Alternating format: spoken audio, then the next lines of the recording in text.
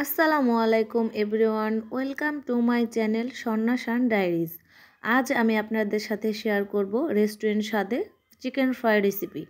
চলুন দেখে নেওয়া যাক। এখানে আমি প্রথমে কিছু চিকেন নিয়েছি, তার মধ্যে আমি এখানে দিয়ে দিচ্ছি লবণ, আদা রসুন বাটা, মরিচের গুঁড়ো, হলুদের গুঁড়ো, জিরে গুঁড়ো এবং ধনে গুঁড়ো। তারপরে আমি দিয়ে নিচ্ছি সয়া সস এবং টমেটো সস।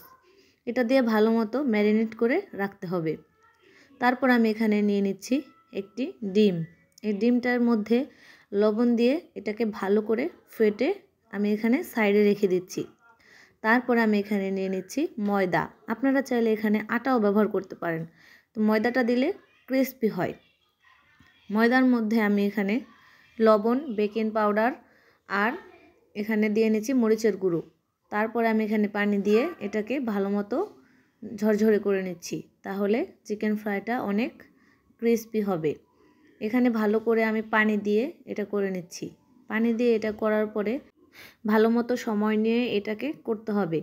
তারপরে আমি এখানে এটা করার পরে চিকেনগুলোকে প্রথমে এর মধ্যে মাখিয়ে নেব। তারপরে আমি চিকেনগুলোকে ডিমের মধ্যে মাখিয়ে আমি আবারও গুঁড়োর মধ্যে মাখিয়ে নেব। মাখানো শেষ হয়ে গেলে আমি এক এক করে রেখে দেব। সবগুলো আমি এখানে এক এক করে করে নিচ্ছি। আপনারা চাইলে এটা সাথে সাথে করে আবার সাথে সাথেই ভাজতে পারেন, তো আমি একবারেই করে সবগুলো একসাথে করে ভাজবো। তো দেখুন আমি কিভাবে এটা মাখিয়ে নিচ্ছি।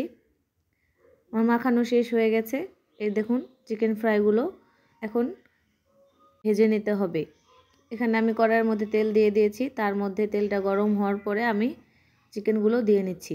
চিকেনগুলো ভালো মতো তেলের মধ্যে দিতে হবে, চিকেনের উপরে যাতে সিদ্ধ হয়, এজন্য আমি উপরে তেল দিয়ে দিচ্ছি। দেখুন চিকেনগুলো কত দেখতে ক্রিস্পি হয়েছে। এখন আমি চিকেনগুলোকে উল্টিয়ে নিচ্ছি। এখন চিকেনগুলো ভাজা হয়ে গেছে, আমি এগুলোকে নামিয়ে নেব। আমার বাকি যেগুলো ছিল ওগুলোকে আমি ভেজে নিচ্ছি। চিকেনগুলোকে আস্তে আঁচে সময় নিয়ে ভাজতে হবে, যাতে উপরে আর ভিতরে সমানভাবে ভাজা হয়ে যায়। ভাজা হয়ে গেলে ব্রাউন কালার হলেই আমি এটাকে নামিয়ে নেব। এটা দেখুন হয়ে গেছে। এখন আমি এটাকে নামিয়ে নিচ্ছি।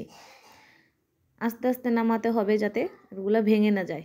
দেখুন কত সুন্দর হয়েছে আমার চিকেন ফ্রাইগুলো, কত লোভনীয় দেখতে। আপনারাও চাইলে স্বাদ মতো বানিয়ে নিতে পারেন। আমার ছেলেকে দিয়েছিলাম, দেখুন সে খুব মজা করে খাচ্ছে। খাওয়ার পরে সে বলছে আম্মু খুব ভালো হয়েছে। আপনারাও চাইলে খুব সহজে এটা বাসায় তৈরি করতে পারেন। ধন্যবাদ সবাইকে।